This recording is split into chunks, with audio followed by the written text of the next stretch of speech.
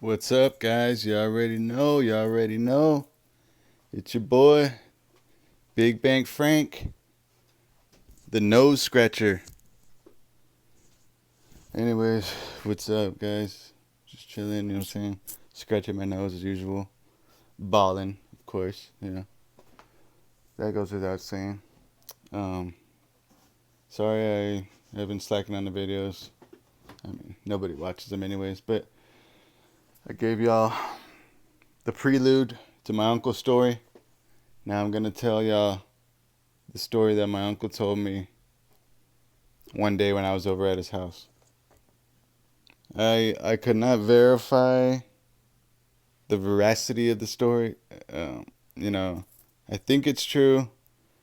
The only bit of corroborating evidence I could find was that my uncle was incarcerated in the Webb County Jail at this time, and then also that my dad said he talked to my grandma. My grandma was sad about something that she did. And I'll get into that in the story. But she regretted doing something that she did, and my dad told me that. So, you know, that's about all the verification I could get from it. You know, so you can believe this story or you cannot. It's up to you. I don't care. It does sound a little bit far fetched, but you have to remember this was the very early '80s and things were a little bit different. So, anyways, here's the story. All right. So, yeah, I go over to my uncle's house and he tells me this story, right? Um, I think I had worked at I was working at Jack in the Box at the time. I think I had worked like an 8 hour shift. So I came home. I had some bud. Like I used to keep like bud in a medicine bottle, like already broken up, like already grinded up, so that way I could just pour it out of the medicine bottle and pour it directly into a bowl and smoke it. So I brought over this medicine bottle of broken up bud, and I just wanted to get straight to business. I went over to my uncle's house and started pouring out the bud from the medicine bottle into the bowl and I lighted it up because I was just ready to smoke. I worked all day. The story tells me it goes like this. Right? The early '80s. I don't know.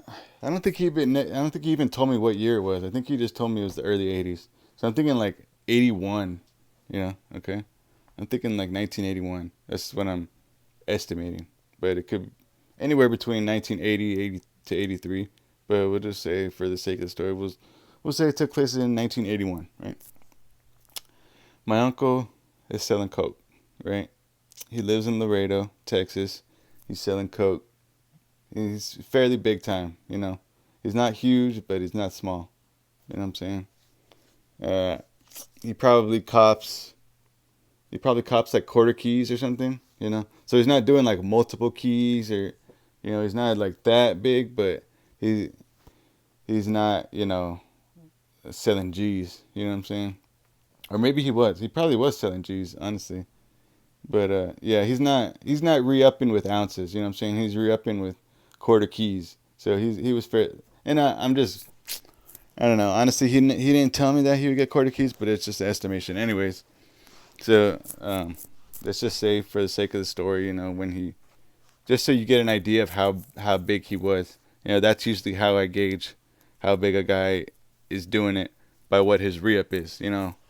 A small time dude will get like a half ounce re-up, and a big time dude will get, like a key, you know what I'm saying, or half a key or something, a quarter keys and up. That's starting to get like bigger time, you know what I mean? But so he's in Laredo. He's selling coke. He's making money. He's got a clientele base, and he treats them pretty well, and he keeps them coming back. Cocaine is real big, real big at this time. He's also doing a little bit of heroin on the side. But I guess I don't know if he was selling cocaine to cover his heroin habit, but I'm sure it covered more than the habit because he was making quite a bit of money. And he probably was selling a little bit of heroin too, you know. But when he told me the story, he just told me he was selling coke. So maybe he was just like making most of his money from coke, and he was selling like a little bit of heroin and doing heroin. I think he preferred heroin a little bit, but he would indulge in a little bit of coke here and there. Um, so he treats his clientele base pretty good. He's got guys coming to him. You know what I'm saying? He's getting quarter keys at a time, serving up. 8 balls, whatever. Um, One day he's out and about. I think he served somebody up, and these three guys. I want to say my uncle was at a gas station. I think that's what he told me. He was at a gas station. I think he served somebody up. He was driving a motorcycle at this time. He served somebody up on his motorcycle, and I don't know if the guy saw him or if they just knew of him. Probably what I think happened is that my uncle is being watched, and that's why these guys come up to him. You'll see later in the story. Sorry, I keep whatever. It'll come together later. So, um, my uncle serves up this fiend. Well, not a fiend, but he serves up a guy at the gas station, right? And these guys come up to him. One white dude and two other dudes. That's what my uncle told me. One white dude and two other dudes, right? They come up to him and they say, "Hey, man, we're trying to get a lot of coke. Trying to get like as much as we can, man. We got a lot of money, man. We I don't know what the excuse was, but the guy said that he came into a lot of money recently, and he's just trying to like stock up and get as much as he can. It was some white dude, and right away my uncle was like sketched out by him. Like he thought either this guy was a snitch or he was a cop. He talked real like matter of factly, and you know what I mean. He was like, "Oh, can I perhaps purchase some narcotics from you?" You know what I mean, like that kind of guy. Like, yeah, may I perhaps purchase some cocaine, illegal cocaine from you? But you know what I'm saying? Yeah, it was one of those kind of guys. Always stay away from those kind of guys. If you get a bad vibe from somebody, it's not worth it, Papa. You got a bad vibe from this dude off the rip. This dude he was just weird, He was a fucking, my uncle thought he was a fucking cop. But, and I think the guy was kind of giving my uncle a little bit of attitude or something at the same time, or I don't remember what, but my uncle just didn't like this dude. My uncle said, yeah, you know what? Yeah, I got coke on deck. How much y'all want? I could do whatever. Any order you place, I got you. What do you need? We'll meet up later tonight. I got you. And the dude asked for a pound of coke. Not a key, not a quarter key, a pound. 16 ounces, right? Okay, whatever, My uncle says, yeah, I got that. I got that. Uh, Meet me at such and such gas station at such and such time, right? Probably one of the trucker gas stations, because there's a lot of like trucker stops in and around Laredo with like big ass gas stations, and they even have like showers in the gas stations. You can buy clothes and shit because it's like a trucker gas station, little restaurant inside. And they're notorious for drug transactions, like especially at this time in Laredo. Like guys used to just fucking post up at the gas station and just sell coke all day, dude. Because coke was real fucking popular, you know. So they'd post up and just sell coke all fucking day, and they would keep the workers that worked there wired, give them lines because everybody fucking did. As long as they gave the manager a couple lines, they gave him permission to serve people out of the stop. That's usually how it would work, and so my uncle's like, I'm gonna burn this dude. I'm gonna burn him. He wants a pound? Shit. That's an easy lick. You know what I'm saying? And he knew these guys were fucking soft. They're soft like me. You know what I'm saying? Like, nerdy guy like me. They ain't gonna do shit. And he what he does is he gets like I think he gets like 1 or 2 ounces of coke, and the rest is like bullshit, like lactose and baby powder and shit. Or not baby powder, but lactose and like I forgot what he said. I think he may have said like detergent or something. I don't know. He just said he just it was bullshit. I think that's what he told. Like I have to remember so long. Oh no, baking soda. That's right. He said it was mostly like baking soda, lactose, and then baking soda with some lactose and or maybe like baby formula or something. I think he. Yeah, sorry, I don't know. I'm trying to remember. And he told me this story like one time a long time ago, so details are like weird. But I think he cut it with like baking soda. I want to say, let's just say you cut it with baking soda, right? We'll just say baking soda, whatever. Generic white powder to cut it with, right? So it's like 2 ounces of Coke and like 14 ounces of bullshit. You know what I'm saying? And he serves up these guys. I think he even like, I think my uncle said like he cut open a part of it and gave them a little tester piece. And I think one of the guys like just did a little gum test, and it made his gums numb, so gave the thumbs up. I think I want to say that's usually how they would do it back then, but I think that's what my uncle said. But it wasn't the white guy, was not the guy who tested it. He said one of the other guys. I think it was a white guy. He didn't go into what race the other two guys were, but I'm assuming they're just like two Hispanic dudes, but like the white dude was like doing all the talking and stuff like that. He just like seemed like he was in charge or something, you know. And my uncle felt like he made the deal with him. The other two guys were there, and he told them that they were going to be there at the gas station that night. But my uncle felt like he was doing the deal with this guy, right? So he knew the other two guys probably were pitching in or something. But the white guy was the main dude. So that they tested out. I think he like gave him a section of the bag that had the 2 ounces in it. So like they tested it and it was good. But the other 14 ounces were straight up bullshit. You know what I'm saying? Like straight up bullshit, And so my uncle gets his money and he leaves, right? He leaves and he gives them like he's like, yeah, guys, call me and I'll have this whenever. And he gave him like a fake number or something like that. I think he never even gave him his number. I think he just told him, meet me here at this time. And like that's how you had to do it back then. They didn't have cell phones and shit, So like you could call like a landline in the morning and like place an order and just hope that your dealer would be there, and if not, you're screwed. Or you could try paging him, and he could maybe call you back from a payphone. But I'm pretty sure my uncle did have a pager at this time and would call people from payphones, but he didn't give them his pager number, obviously. He burns them, right? He burns them for 14 ounces of fucking Coke, And that's assuming he even gave him the two.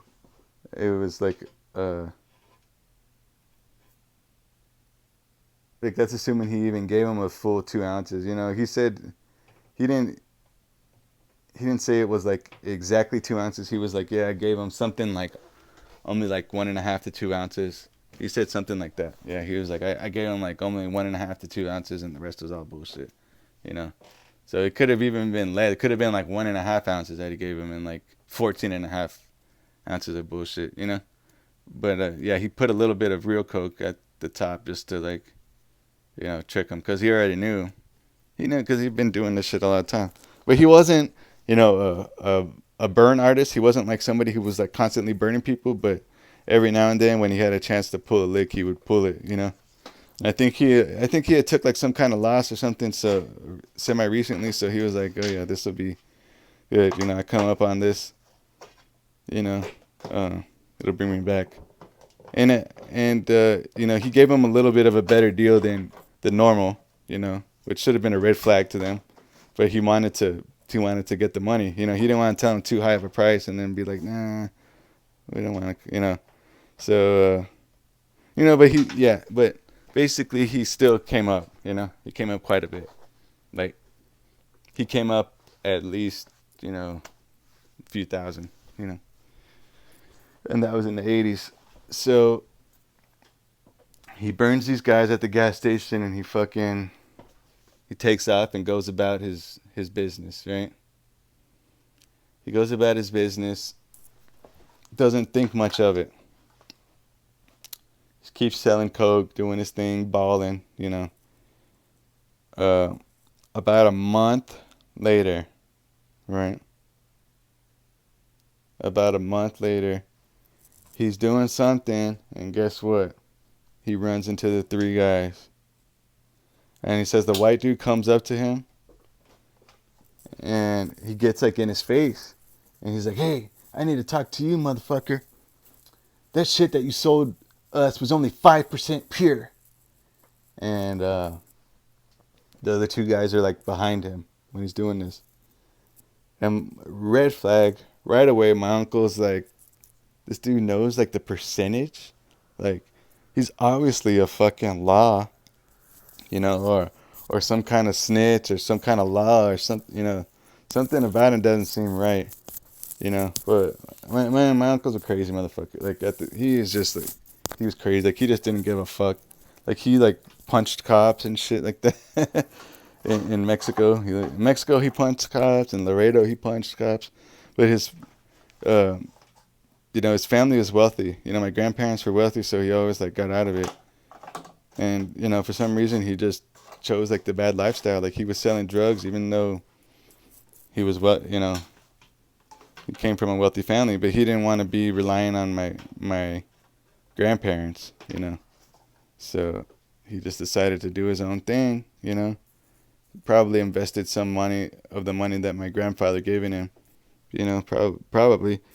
But so this dude comes up to him. That shit's 5%. That shit was only 5% pure. Blah blah blah. So my uncle's like, when he hears the 5% pure thing, he's like, red flag. This guy's talking about percentages. He probably has access to a laboratory or something. He's probably a narc. But there was a way, like, you could like burn it on like a Bunsen burner or something to test the purity, but nobody fucking does that, man. Or if you do that, like, I don't know. I don't feel like you would get like actual percentage from it. Like, you would know, more or less how good it is, but you wouldn't be able to be like, okay, that's 5.3%. I don't know. I don't know, but my uncle just said it just sounded fishy. When he said it was 5% pure, he's like, dude, this guy's a fucking like narcotics cop or something, right? And my uncle goes, hold on, man, hold the fuck on. He was like, I gave you my shit pure the same way I gave it to everybody. I mean, not pure. Of course, it's gonna be a little bit cut, but it's not gonna be 5% pure. You know what I'm saying? It's gonna be like 75% pure. You know what I mean? He was like, nah, man, nope. He's like, I gave you the real deal, Holyfield. I gave you the pure shit. Who touched it after I touched it? He goes, did you touch it? Did you touch it? He's talking to the two guys that are behind him. So he's putting the blame on them. He's like, after I gave it to y'all, I gave it to him, and then I don't know what happened after that. He's like, did you fuck with it? Did you fuck with it? And the guys are looking at each other like, nah, man, I didn't fuck with it. And then my uncle goes, well, it wasn't in my hands after you. You know what I'm saying? So it was like a chain of custody issue. It was like, well, I wasn't the last person to touch it, man. So, you can't doesn't necessarily mean that I burned it. One of these guys could have burned you. And the white guy had said, well, yeah, I gave it to him to break it down. And then my uncle was like, well, he could have done whatever with it. And the guy was trying to say, no, I trust him. He didn't do that. But, what he was really saying was, no, we took it straight from to the police station or whatever, what he was probably really meant to say. But he was like, no, I gave it to him to break it down, but I trust him 100%, and there's no way him doing blah, blah, blah. And the guy was like explaining to that white dude, the other guy was explaining to the white dude like how he broke it down, and it it caught, and then my uncle was like, okay, did you do something to it? He's talking to the third dude. He's like, I didn't fucking do anything. I got plenty of customers, blah blah blah, that come to me every day, and you guys are trying to get me and blah blah blah.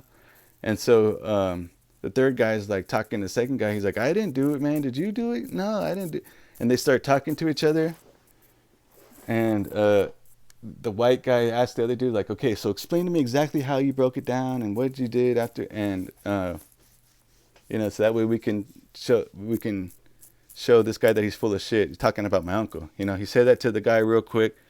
And he's like, look, man, I don't have. My uncle's like, look, I don't got time for this shit. I'm out. I didn't do that. I'll see y'all later. And he's walking to his bike. He's kind of like 6 feet away from them while they're talking. He has a head start to his bike. He starts walking to his bike while these guys are kind of talking, arguing with each other. And like he starts walking. And then as he's walking to his bike, they kind of start walking after him. And he just lifts up his shirt and shows his pistol. I remember the pistol that he had. It was like a weird, like, little 22 fucking with the skinny barrel. It was like a weird. It looked kind of like a World War II, like a Walther PK or something like that. I don't know. It was like kind of like a World War II kind of a pistol, but it was fucking accurate as fuck. You know what I'm saying? The pistol's a pistol, dude. You know what I'm saying? Pistol's a pistol. Even a 22, that shit'll put. You know what I'm saying? It'll get the job done, Even a 22 will get the job done, especially you empty out the clip on somebody. Like, so he fucking, and when it's tucked in your fucking jeans, like you can't necessarily be like, oh, that's only a 22.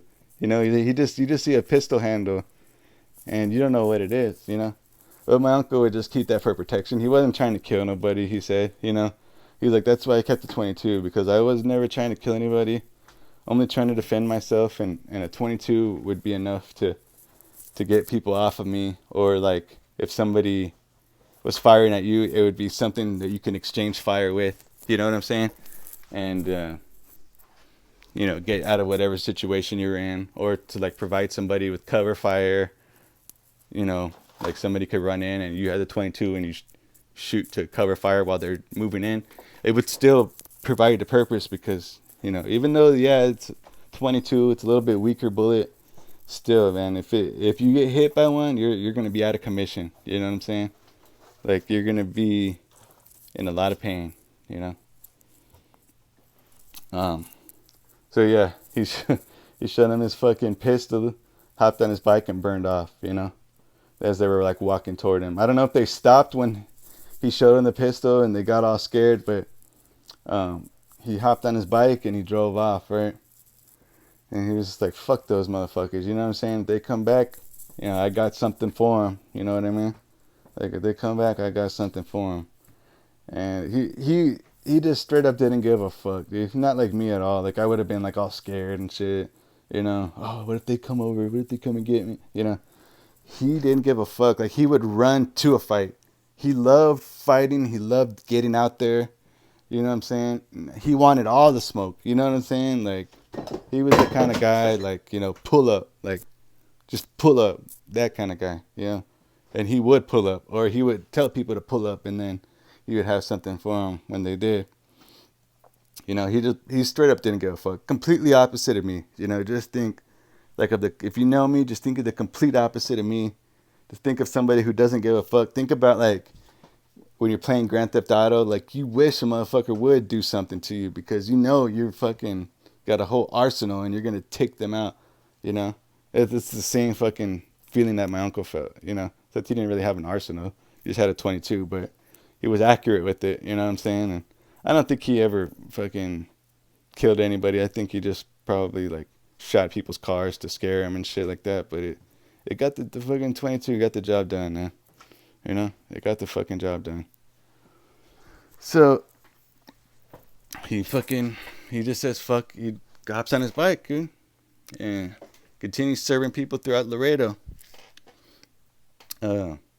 Uh, uh, about a month after this happened, um, my uncle moved to Monterrey, or he didn't. He would always go back and forth between Monterrey and Laredo. He'd go back and forth a lot. Like I guess when he would start to get hot in one city, he would go to like another city, right? I don't know if he was starting to think he was getting hot.